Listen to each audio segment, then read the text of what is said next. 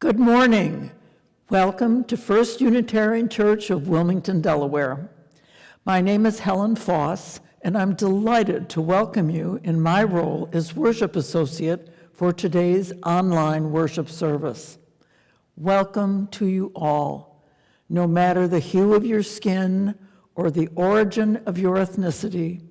Welcome wherever you are on your spiritual journey, and welcome to whomever you love. You are welcome here. If you are new to First Unitarian, I invite you to check out our website, firstuuwilm.org, to learn more about us and to sign up for our email newsletter. And all of you First U members, I remind you of our annual meeting at noon today. You can access it with the link sent to you by the AV team. I look forward to seeing you there.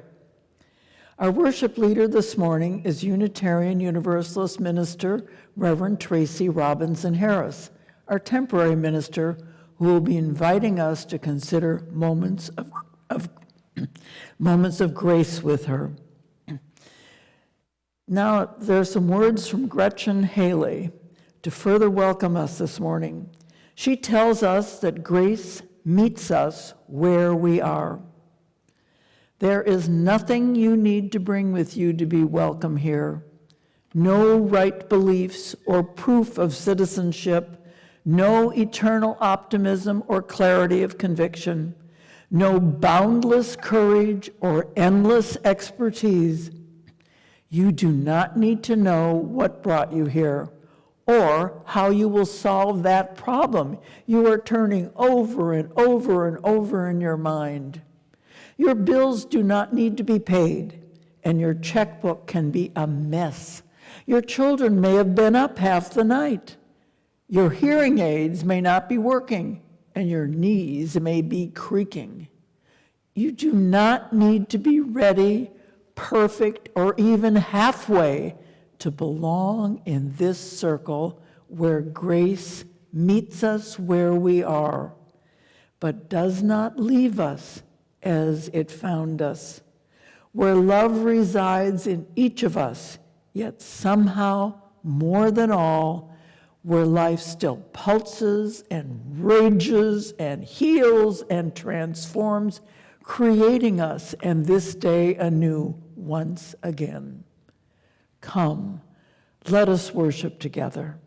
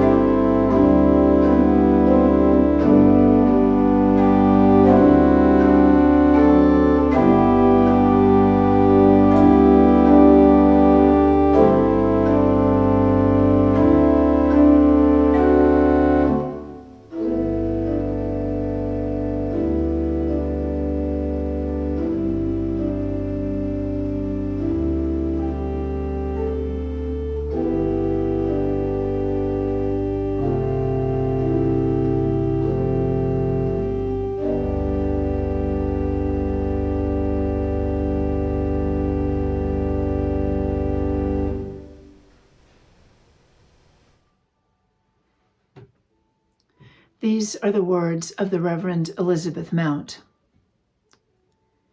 Come into this place, bringing all you hold with you.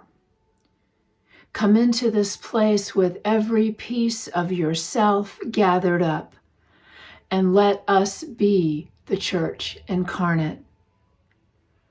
Let us bring forth the spirit of all that we love by the words of our mouths and the doing of our hands, as we make sacred this time together.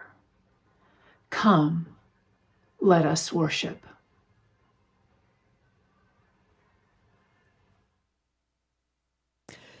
If you have a chalice at home, I invite you to join me by lighting it. I light this chalice for your being here now, out of calling, out of commitment, out of love.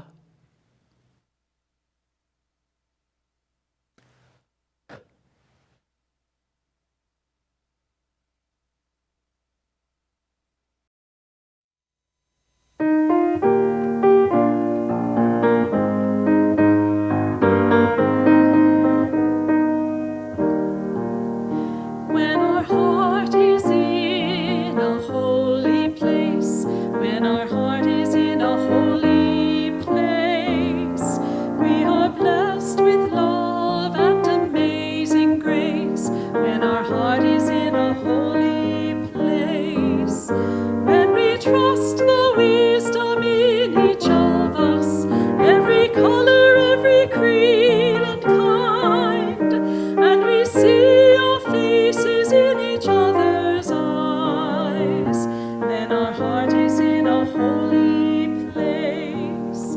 When our heart is in a holy place, when our heart is in a holy place, we are blessed with love and amazing grace. When our heart is in a holy place, when we tell our story from deep inside, and we listen with a loving mind, and we hear our voices in each other's words, then our heart is in a holy place. When our heart is in a holy place, when our heart is in a holy place, we are blessed with love and amazing grace. When our heart is in a holy place, when we share the silence of sacred space, and with God our heart stirs within, and we feel the power of each other's faith, then our heart is in a holy place. When our heart is in a holy place, when our heart is in a holy place, we are blessed with love and amazing grace. When our heart is in a holy place, when our heart is in a holy place.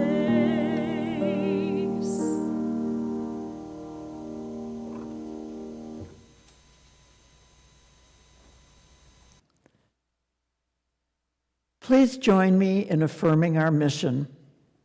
First Unitarian Church of Wilmington is a beloved community that nourishes minds and spirits, fights injustice, and transforms the world through loving action.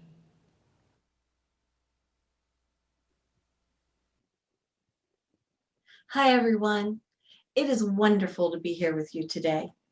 Today's worship service focuses on grace. Grace is one of those words that has lots of meanings. For example, some people say grace or give thanks before they eat a meal. Grace also refers to how someone moves, moving in a refined and attractive way like a dancer or a football player. I don't think either of those meanings is the kind of grace we're talking about today, though.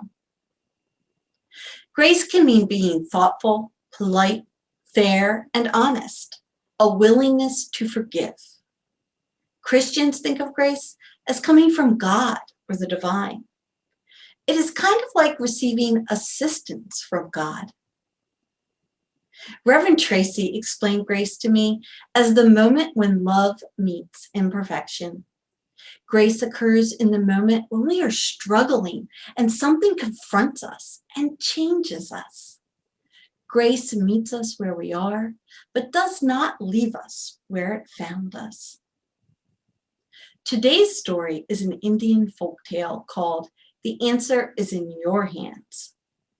As you listen to the story, see if you can discover anyone who has grace. Does anyone receive grace? Is anyone changed in a moment of grace?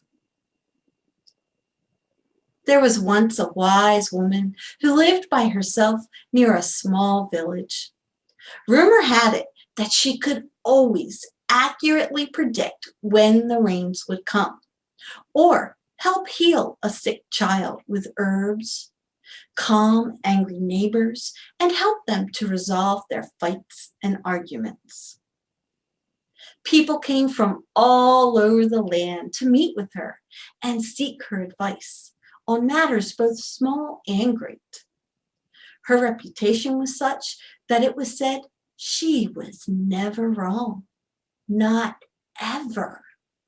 Some of the children of the village didn't believe that it was possible to always be right. Surely she could not know everything. They decided to test her knowledge. They asked her to answer questions about the planets, the animals, and the world. No matter how hard the questions, she always answered correctly. The children were amazed at her knowledge and learning, and most were ready to stop testing the wise woman. However, one boy was determined to prove that the old woman couldn't know everything. Hatching a devious scheme, he told all of his friends to meet him at the woman's home the following afternoon so he could prove she was a faker. All through the next day, he hunted for a bird. Finally, he caught a small bird in a net. Holding it behind his back so no one could see what was in his hands, he walked triumphantly to the wise woman's home. "Old woman," he called, "come and show us how wise you are." The woman walked calmly to the door. "May I help you?" she asked. "You say you know everything. Prove it. What am I holding behind my back?" the young boy demanded. The old woman thought for a moment. She could make out the faint sounds of a bird's wings rustling.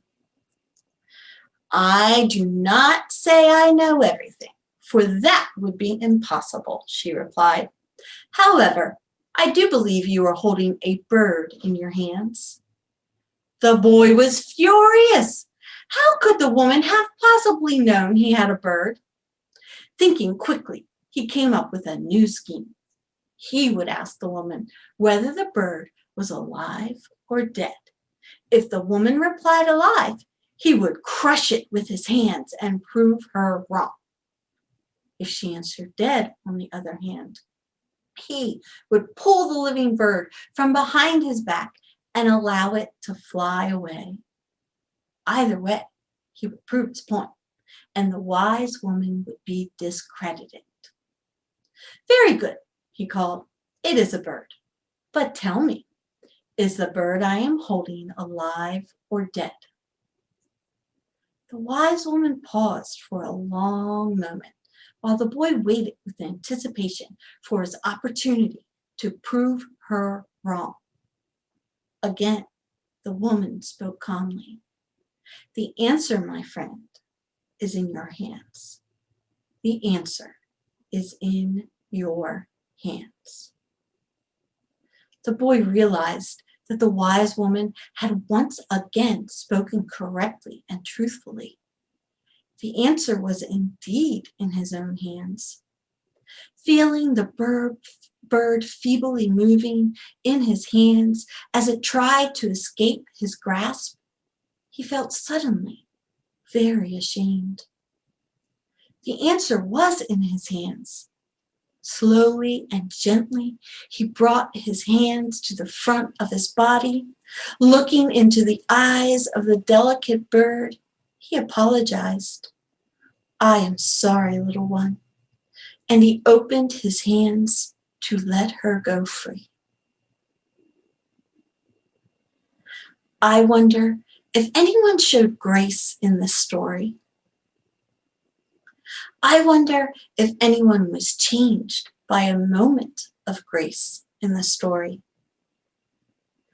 I wonder if you have ever experienced a moment of grace.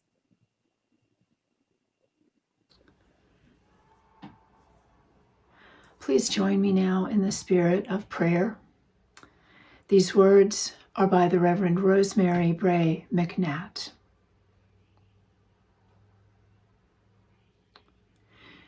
In this moment, we call to mind those times of failure and regret common to all of us.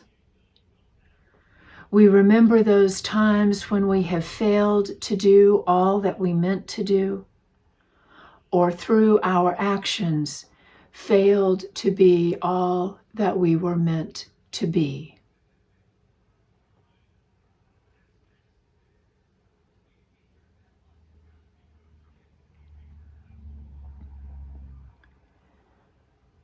We now recall our moments of integrity, those times we have lived into our deepest values and acted as the human beings we always dreamed of being.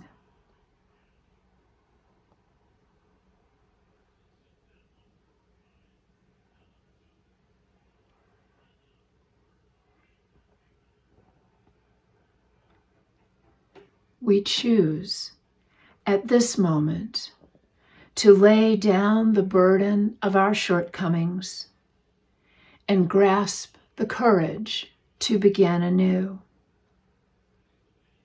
Together, we affirm our capacity for goodness and grace, for freedom and purpose and joy. We are not trapped in our past, but freed by creation to live and to grow today. With gratitude, we say, "Blessed be," and Amen.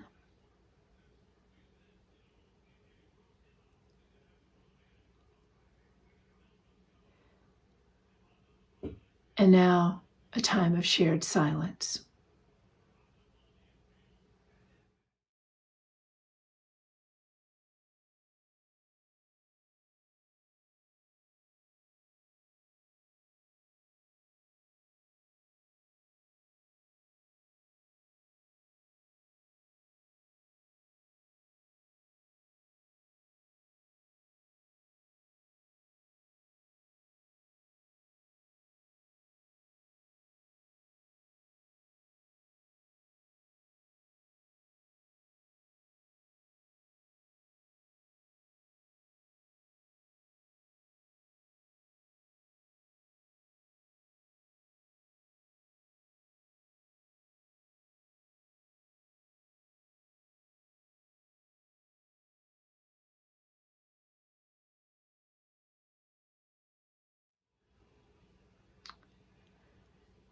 As we gathered today, we bring with us those whom we love and are not present with us, those in need of care, those struggling, those we miss. So many accompany us to this place. I invite you to write the names of those good folks in the chat, or to hold them in silence but present in this gathering, let us together hold all those beloveds in mind and heart.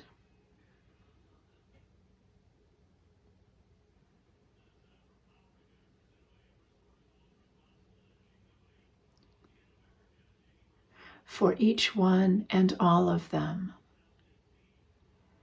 may they find support and care, love and hope in the days ahead. So may it be.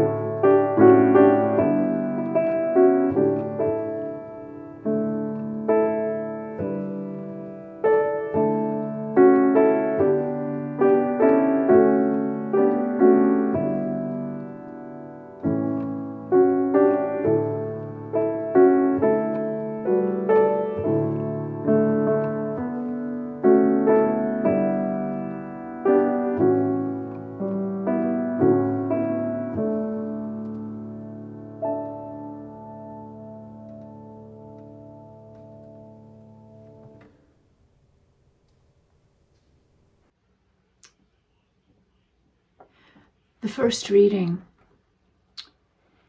is from the writings of John Newton, the man who wrote the words to Amazing Grace. If I attempt, after what has been done, to throw my might into the public stock of information, it is less from an apprehension that my interference is necessary than from a conviction that silence at such a time and on such an occasion would in me be criminal. If my testimony would not be necessary or serviceable, yet perhaps I am bound in conscience to take shame to myself by a public confession, which, however sincere, comes too late to prevent or repair the misery and mischief to which I have formerly been accessory.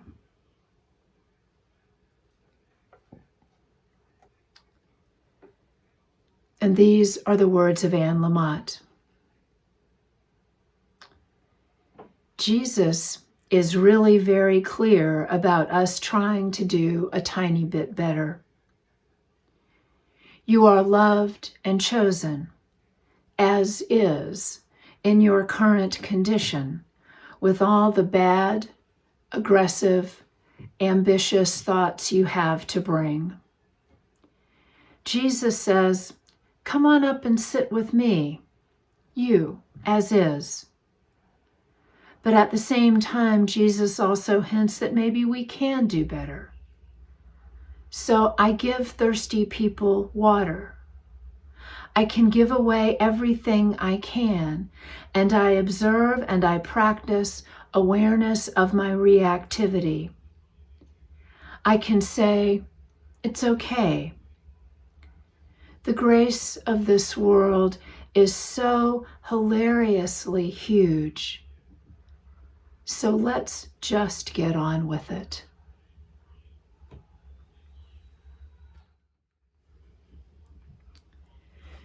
In her book, Traveling Mercies, Anne LaMott wrote, I do not understand the mystery of grace. It is the moment when love meets imperfection. Grace meets us where we are and does not leave us where it found us. When love meets imperfection, grace meets us where we are and does not leave us where it found us. The words of the hymn Amazing Grace, written by John Newton, tell of a moment when love meets his imperfection.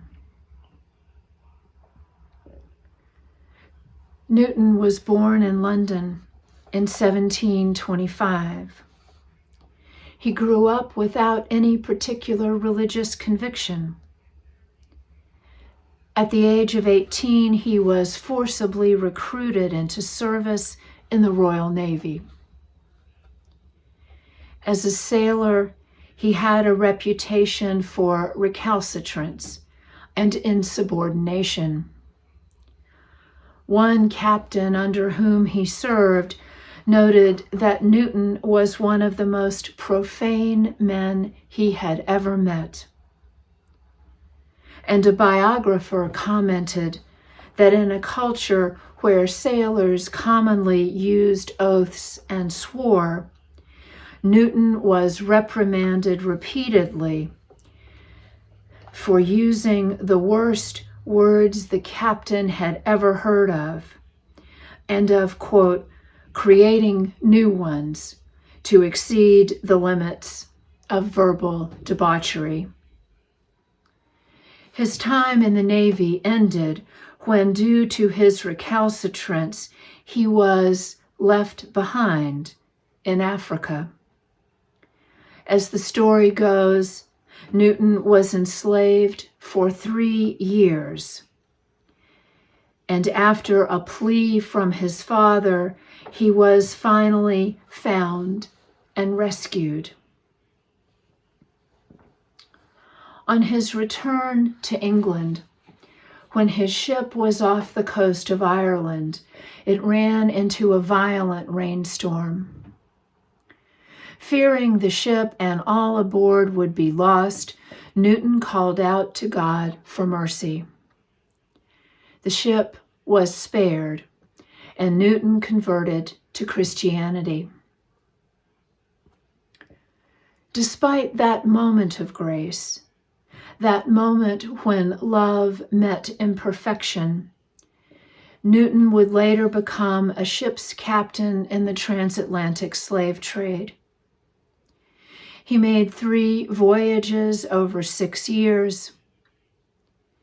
After the 3rd, and due to ill health, he gave up sailing and turned to the study of Christian theology. A decade later, he was ordained a priest in the Church of England.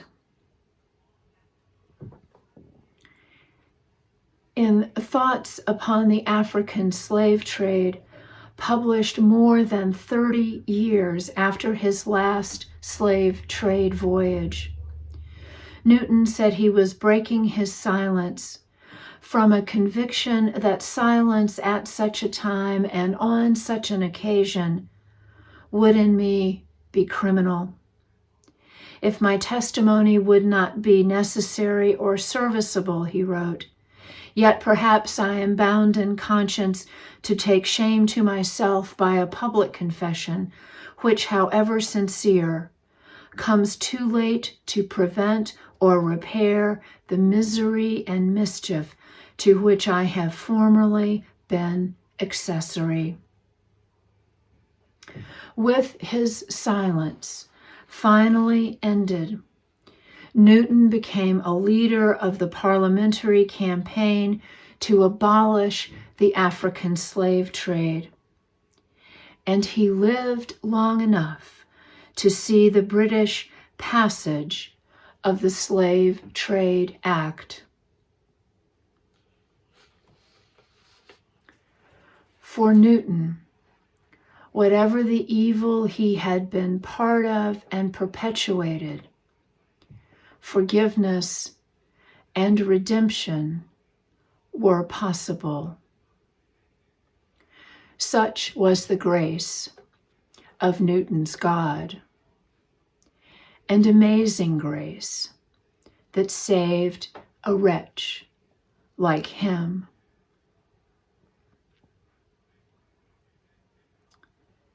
An amazing grace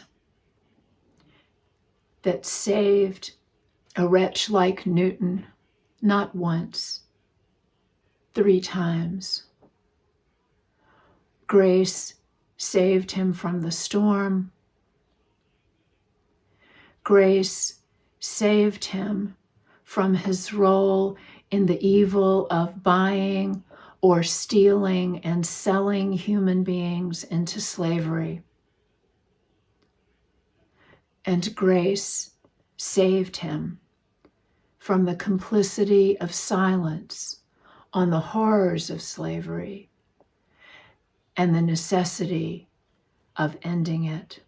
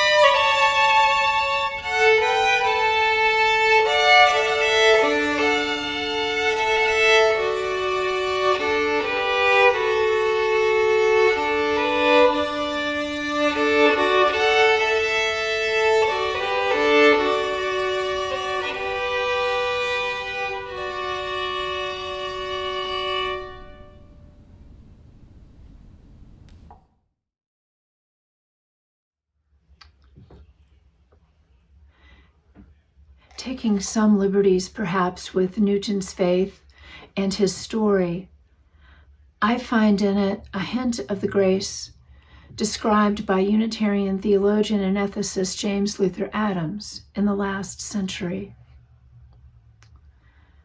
God is a creative power that, as Adams writes, transforms us with a love that cares for the fullest personal good of all. A love that makes demands and calls us to account when we ignore those demands. Rescued by God, we must act together to rescue others. Touched by grace, we are to recreate grace, no matter how long it takes. Grace calls us to account, to act, to rescue others. We are to recreate grace.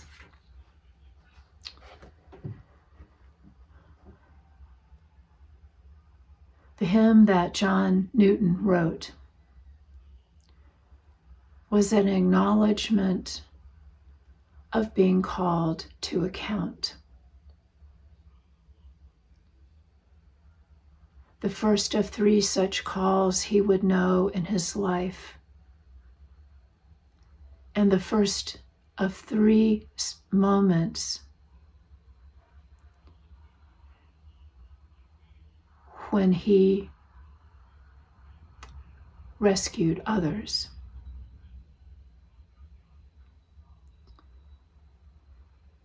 That last calling to account, that last moment of rescue, took 30 years.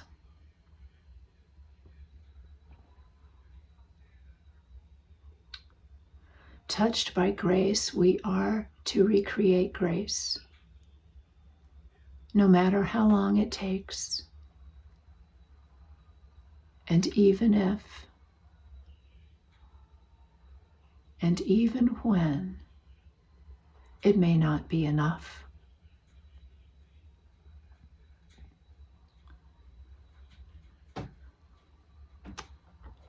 That was John Newton's story. But we've heard another story today, Our Time for All Ages. Adapted from an Indian folk tale, as Catherine said, it tells of an encounter between a wise woman and a boy who wanted to prove the woman couldn't know everything. So he devised a scheme to try and trick her. He came to her home with a bird in his hands and his hands behind his back. He called out to her, and she opened the door. "May I help you?" And when asked what he held in his hand, she told him, "A bird." And when asked if it was alive or dead, she told him, "The answer is in your hands."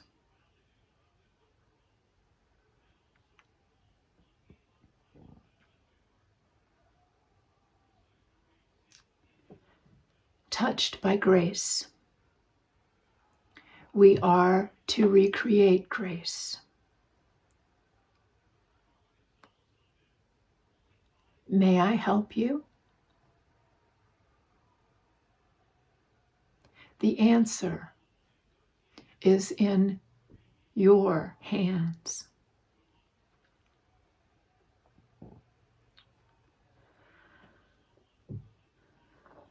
Now, grace is not any kind of guarantee. There is no guaranteed outcome. There is no certain change. It is, though, one name for that moment, for those moments when something else is possible.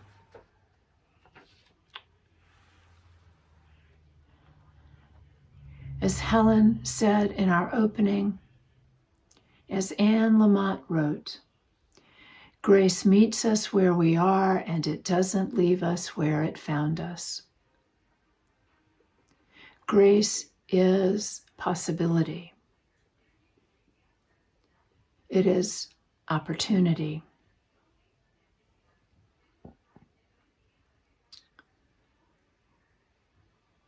When I have known grace, when I have known it, and I tend to call it saving grace in my case, moments of that saving grace have shown up for me when I deeply needed to be reminded that something else is possible.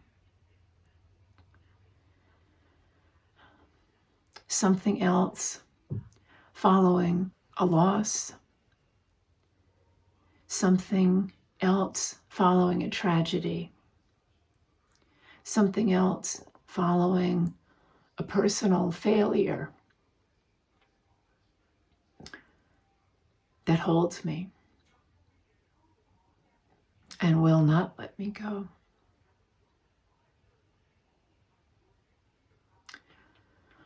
More than once, I have found myself in this body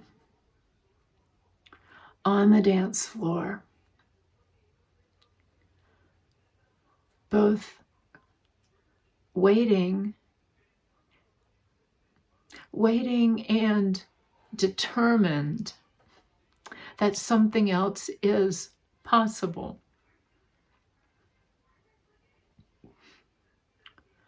And sometimes when I'm waiting, I remember these words spoken by dancer, choreographer, and teacher Martha Graham. Movement never lies. It is a barometer telling the state of the soul's weather. And there is grace. And I mean grace resulting from faith. Faith in life, in love, in people, and in the act of dancing.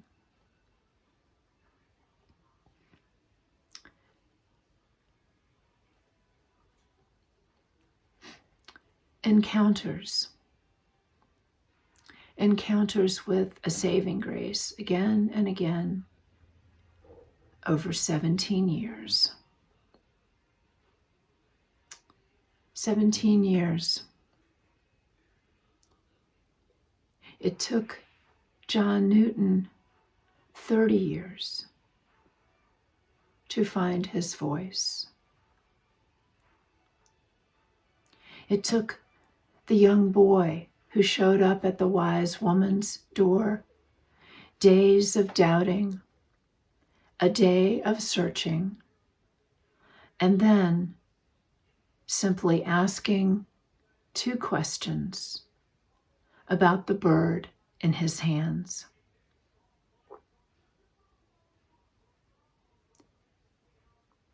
Touched by grace, we are to recreate grace, no matter how long it takes.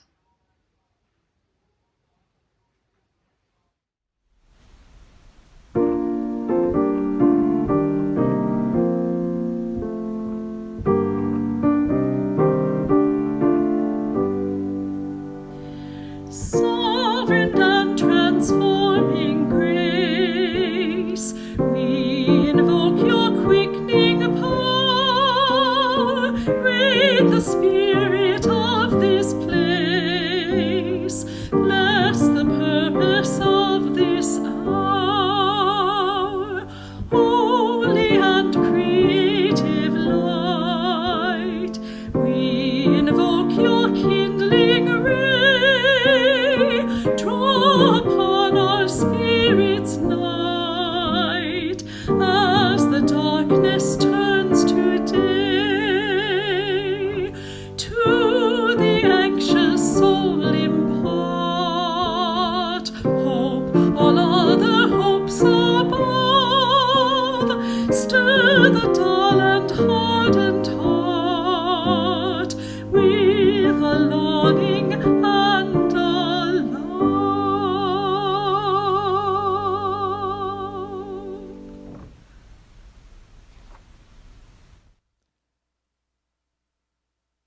Now for our stewardship moment. Our second Sunday special offering is being featured again this morning, the third Sunday, given the broadcast issues that kept us dark last Sunday. Thus, today's offering will support Lutheran Community Services, LCS, an organization that has been serving low-income families in Wilmington and Newcastle County with emergency food, housing, and other services since 1959.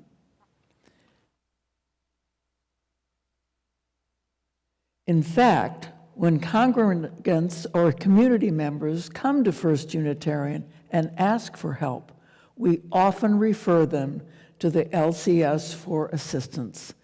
Before the time of COVID, or when we had such security to protect our tenant, the Educational Enrichment Center, or EEC, when people in need appeared at our door for help, for years we have sent them to the Lutheran Community Services and have in turn also been supporting their work. Today, your support is needed so that more people in need can find support in our local community. You can donate via check, or you can use the Give Plus mobile app and select Sunday morning collection for May. If you choose to mail a check, please indicate Lutheran Community Services on the memo line.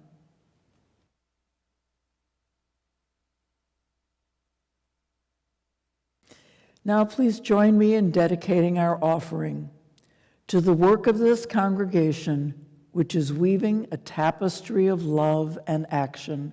We dedicate our lives and these our offerings.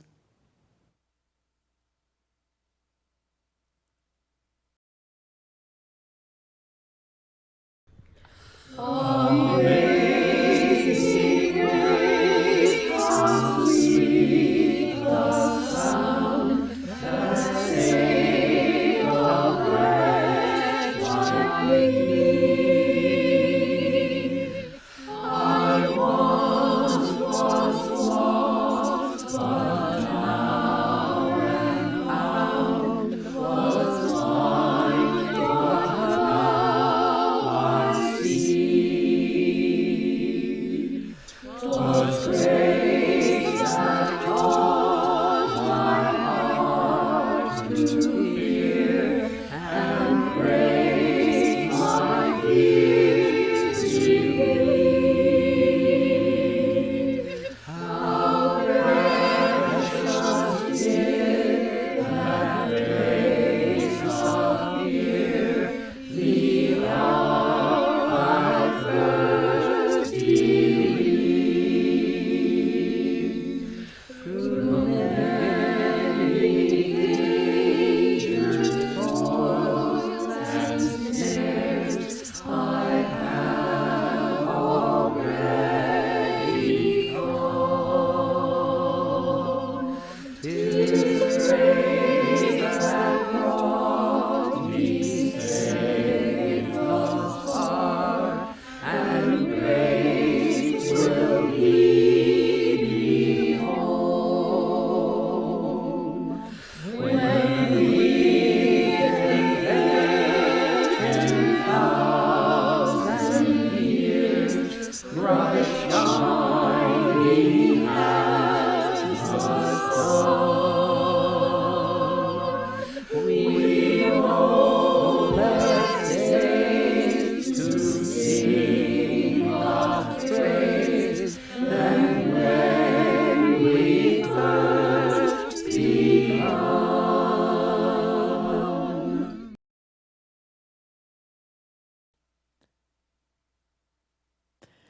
I close now and extinguish our chalice with these thoughts by Sarah York.